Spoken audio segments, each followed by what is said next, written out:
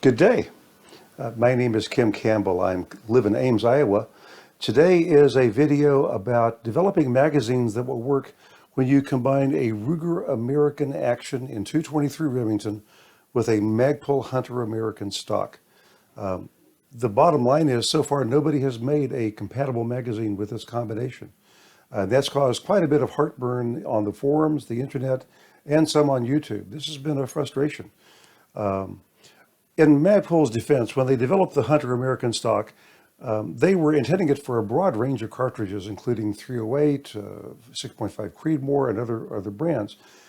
I don't think they realized that there's a population of people who use 223 Remingtons, and a 223 Remington round will simply not fit a standard 308 magazine. It's rattled like crazy. The feed lips are so far apart that it just can't grab and secure the round. So, unfortunately, they didn't come up with another solution, and people have had to develop their own magazines. So far, there's not been much success. I think I have found a really good solution for you, and that's what this video is about. Let's kind of back up. The Ruger American Action is a budget rifle. It was developed around 2014, 2015. And my first exposure to this was in the National Rifle Association American Rifleman magazine. There was a write-up there with one of their gun writers using this and getting less than a half a minute of angle using factory ammunition in a budget rifle. That was unheard of. It appears that both Ruger and Savage had developed new ways to mount the barrel to the action. That results in just much improved economy, much improved accuracy, even in an economy rifle. So I've always been intrigued by this particular action. In fact, my very first long-range rifle, I wanted to get a Ruger American rifle in 308 and mount it with this stock. So I called Magpul and I said, Magpul, do you make a stock that will work for the Ruger American Action? And they said, no. I asked if they had plans for it, and they said, not really.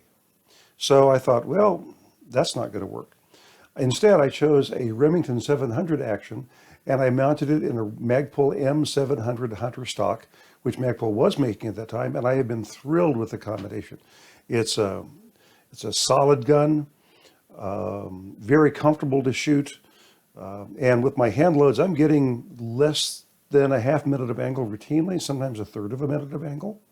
And I've made no other modifications to the gun except put on a 10mm trigger and a Magpul Hunter stock. So I'm very pleased with that combination. As time has gone on, though, I've wanted still one of the Ruger American rifles. They just intrigued me. And I decided I wanted it in 223. The 308 is a very versatile cartridge. I think more versatile than the 6.5 Creedmoor. For long-range shooting of medium-sized game, 6.5 is really a better round. But for versatility, I don't think it matches the bullet weights you can load on a 308 Winchester. So I've got that niche covered in my arsenal. I didn't have something good for predators. I mean, I've got an AR-15 regular gun made by, it was one of the early ones right after the assault weapons ban went off, made by Rock River Arms. Been very pleased with that. But I have to sit back and look at what's happening in the United States. The country is changing. You look at the state of Virginia this last 2 years, they have a Democratic House and Senate and now a Democratic governor. One of the first things they did was pass some very restrictive gun control measures that are trying to restrict the AR platform. I think it's a possibility that the AR platform could be very restricted. Maybe becoming an NFA firearm. I think it being banished entirely is unlikely, but still it's a restricted thing. So I thought, okay, I want to find a way that I can shoot an AR or 223 round without getting any heartburn about it. So a bolt action was a good idea.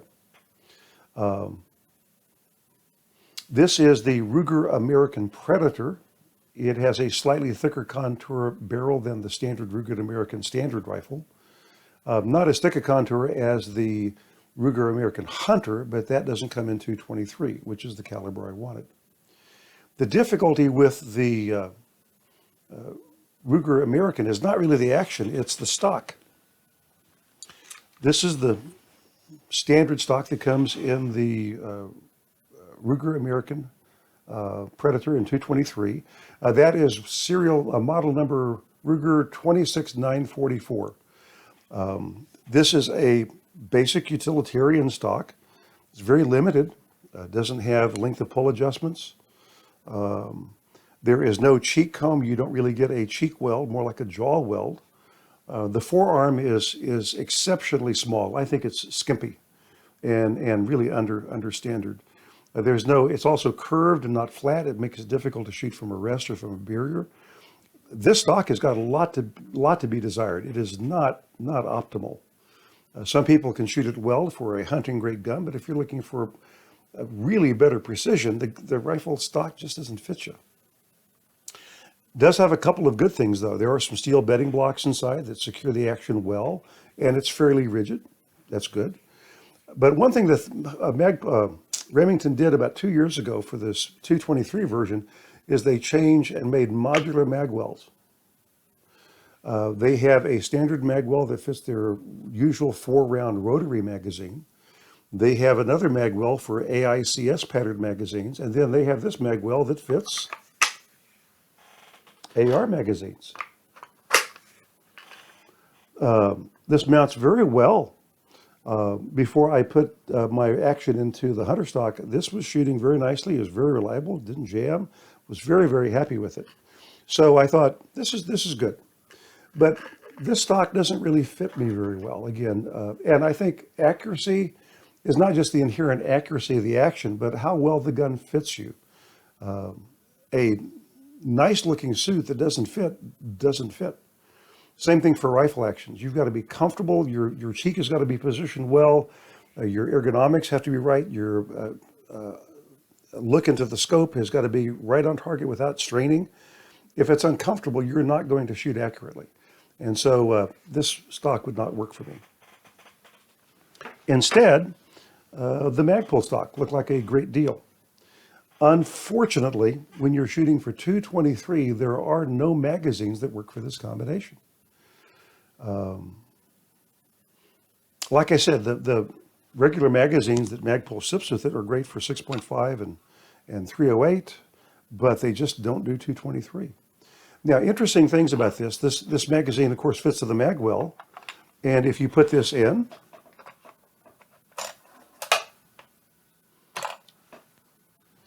the magazine height is right, and it will feed. Does a great job. But so the real issue is that the feed lips here are just not snug enough to secure a 223 round into the magazine. So we have had to come up with our own solutions. Since AR pattern magazines work in the Ruger standard stock, especially with the AR Magwell, I thought, is there any way that these could work with a Ruger American? The magazine, there's sufficient clearance here for this to fit in, but you see, obviously it doesn't secure. Just too much loose play. So I thought, let's try some things. I took some ABS plastic sheets and glue and mounting tape, and I sandwiched some here on the front and the back of the magazine, and I actually could get this to snug up into the Magwell securely, and I could get it to feed most of the time. But it wasn't reliable. It didn't do the job. Let me show you why. Okay, when you compare the Magwell placements, I've got the front action screw holes pretty much lined up very well. When you compare this, you see that the magazine opening for the Ruger is about 1/4 of an inch more forward than the magazine well for the Magpul stock. That is what's causing the jams. For illustration purposes, the Magwell comes about here. This would be where the magazine sits roughly. Let me find a loose round.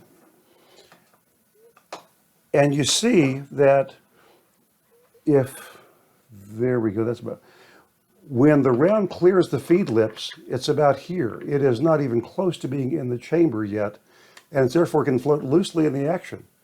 When it releases from the mag lips, the magazine follower pushes it up with such vigor that this thing pops up and can jam underneath the top ledge of the feed of the bolt. And again, this is not even close to the chamber. It tends to jam on the inside surface of the barrel. So I began to realize that there is just no way you can modify making an adapter or anything to get an AR pattern magazine to work in this particular rifle with this type of magwell. Non-issue. Well, as we said before, with the AI pattern magazines, the ones from Magpul just won't work, and none of the other standard AICS magazines will work as well. So what are our options? There really are some limited options. This magazine is made by Accuracy International. They make the same, or Accurate Mag. They make the same magazines for Accuracy International. Those are very expensive, rugged military grade sniper rifles.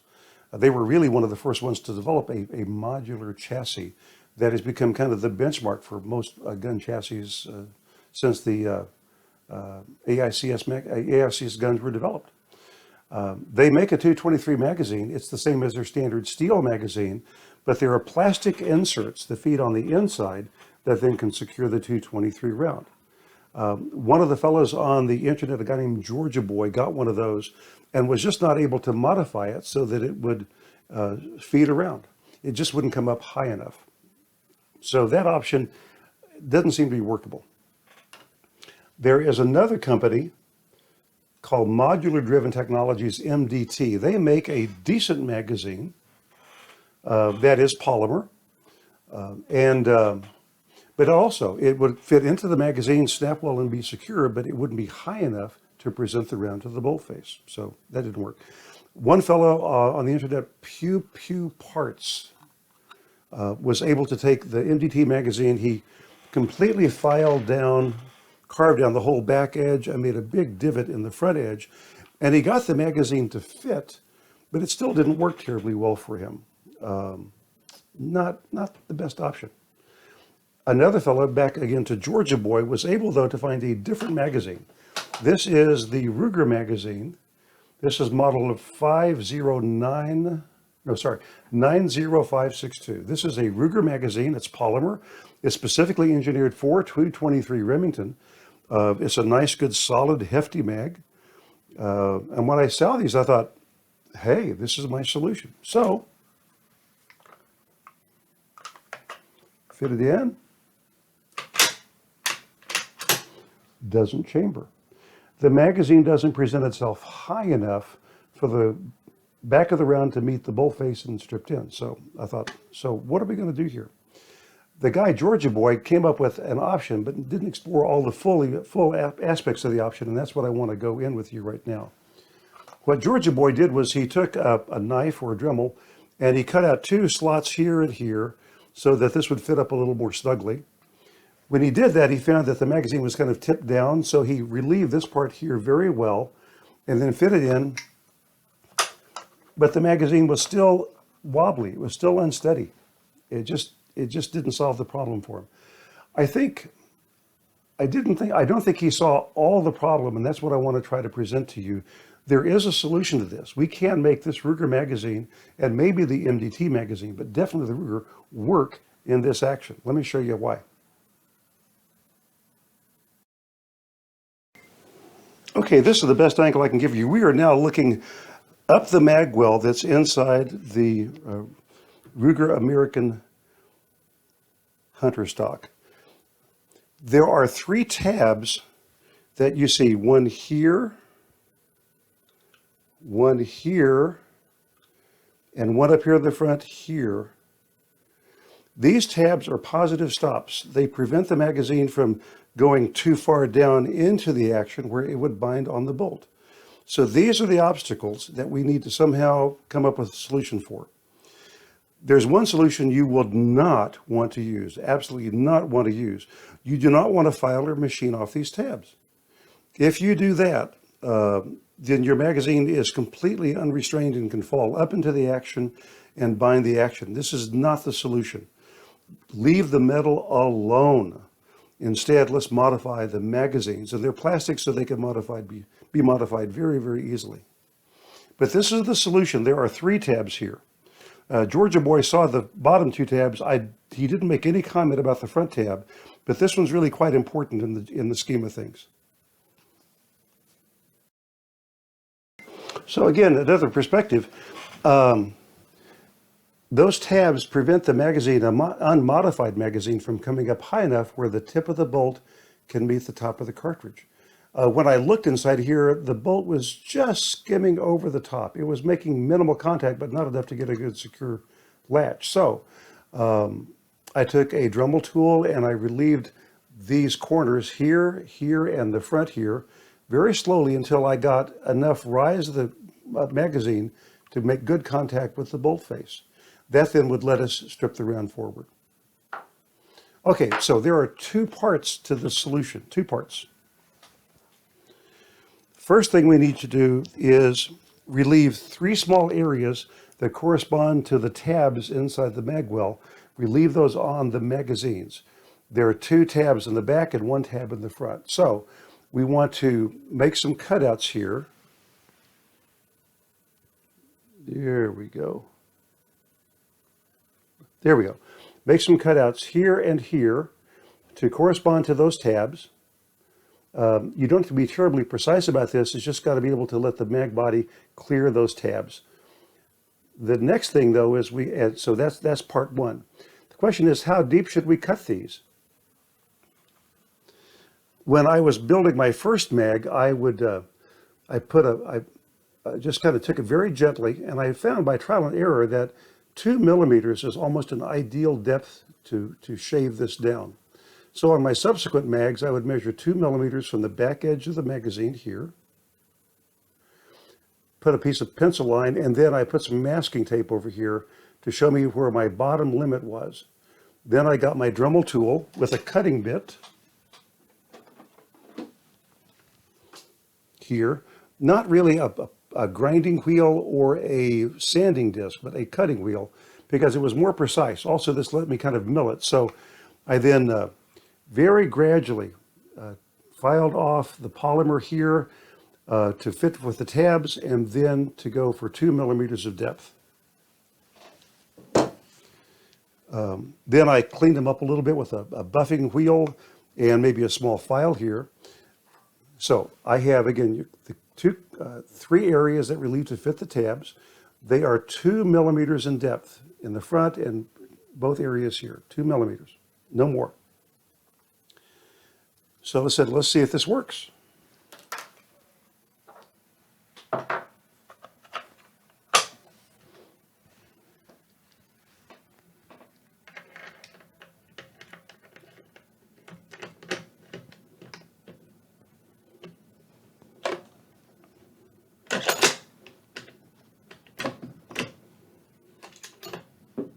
And it does, works nicely. So that's the first part. Again, we want to make some cutouts on the mag body to fit those 3 tabs to allow this to rise up a little higher so the round can meet the bolt face. Again, we're making 2 tabs in the back here and 1 in the front. These are 2 millimeters in depth with sufficient width or space to get past those tabs. That's the first part. There is a second part of this fix, though. The magazine is held in place by this mag catch lever on the gun, but it comes to engage a very small, tiny lip that's here on the magazine. When this magazine is higher, then this lip is not being engaged by this tab, and that allows some up and down play in the magazine. You could lose your contact surface. It just is loose. It's just not how it works. So we need to find a way to build this up to take out the slack in the vertical play of the magazine. We don't want it too high to bind the action, but we don't want it too low where it's loose and unstable. So what I did on my first magazine, here we go. I took some very small sheets of ABS plastic. They were 2 millimeters in thickness. I cut them very fine, 2 millimeters in width, and I super glued them here underneath that little small tab. Then I went back with a Dremel tool and I cleaned up the edges, and then I gradually started relieving it from the bottom, just slowly working it off until finally when this clicked in, it would click and secure. That is in, that is solid. There is just no play in that at all. And again, it will feed around. So we are high enough and now secure enough. There's no instability here. Feeds very, very well. Okay. That's the step. So we want to mill out our cutouts here in the magazine, here, here, and here, and then build up this feed lip. What I did for my subsequent magazines, I took some JB Weld. It was easy to work with. I cleaned this area of the magazine underneath the catch, and I built a bead that came up about the height of the tab here, and then about 2 to 3 millimeters in depth here. I wanted to have more than I needed, and I'll show you why. Let this harden overnight, came back the next day, took my Dremel, and used a grinding wheel then and milled this off nice and smooth on the top. Then with that same grinding tool, I started working slowly up from the bottom. And as I would go, the magazine would bottom out inside the receiver from it gets those tabs, but the mag catch wouldn't snap. So I kept gradually filing this up, dremeling it up, until finally, when it latches in, it latches in. You can see the mag catch lever is solid. This has no vertical play, no front to back play, no rotational play. It is locked in place. So again, this is a two-part process. To be redundant, you have to make 3 cutouts, 2 in the back, 1 in the front, that are 2 millimeters in depth and match the contour of the tabs so the magazine can write about 2 millimeters higher.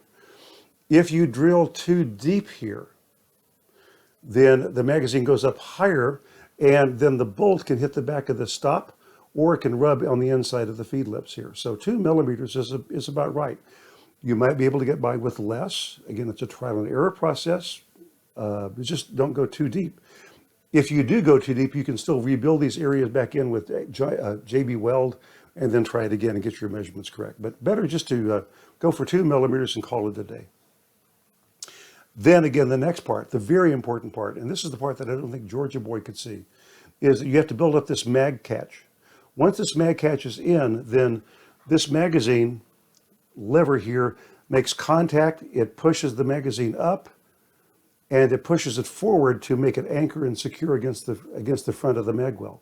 So it prevents any rotation of the magazine at all, and it makes it snap up very high where it's not going anywhere. Both parts, the 3 cutouts and the tab, are the things to do. Okay. One more small part. There are people in the long-range shooting business who like shooting very long, high ballistic coefficient bullets. Sierra makes a 80-grain Sierra Match King that loads to an overall case length of 2.550 inches. Your standard AR mags will only load to 2.26. This Ruger magazine is built to go to 2.500, and frankly, it looks like there's some play. I loaded this round with a 69 grain Sierra, but I just put it barely into the case, crimped it well. This measures 2.507. And if you can see, there is a little bit of room in there where you may be able to handle another bullet that's 500 of an inch longer. So this magazine can accommodate extra long bullets for high ballistic coefficients. One downside is I don't think the throat of the Ruger barrel is made for this. When I was first trying this out, I put it up, drove the bolt home. When I retracted the bolt, the case came out, but the bullet was wedged inside. This is a fairly short throat in the barrel, and these 80 grain bullets typically require longer throats so that they don't bind. But again, this is a workable solution for maybe the Ruger if you have a custom barrel or you've rethroated it, or if it's some other action that as a non-Ruger action, maybe Remington or what other manufacturers there are. Okay. So I think by making these modifications of the Ruger magazine, we have a very good option. This really is secure. It's solid. There's no wobble. There's no wiggle. With just some minor modifications to accommodate to let this come up a little higher, I am really happy with this solution. Couple of things too. The magazine that's going to be presented by Magpul, if they ever do present it, to me looks like Frankenstein's monster. It looks like a PMag, but this is not a PMag. Well, the other things, it just looks kind of goofy to me. This looks right. We have an AICS pattern magazine and an AICS Madwell, and of all things, there's a nice good Ruger logo to correspond to the Ruger logo on the rifle. This looks like it's made for this. And so, again, that's a certain cosmetic issue that's important. But what I really like is this is a good, secure, stable, steady magazine that gets the job done. Snaps up securely. It's not going anywhere, no rotation, no play, and it chambers perfectly.